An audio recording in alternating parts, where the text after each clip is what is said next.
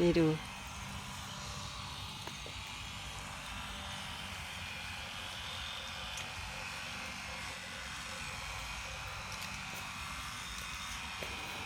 นี่ตัวหนึ่งอยู่นางแสดงกายกรรม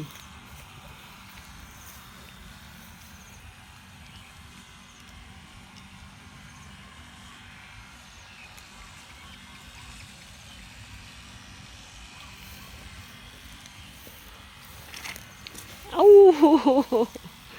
เอาละจะลงยังไงไอตัวเล็กนี่ตัวน้องสุดท้ายนี่น้องสุดท้ายนี่ซอยจ๋าซอยลงมา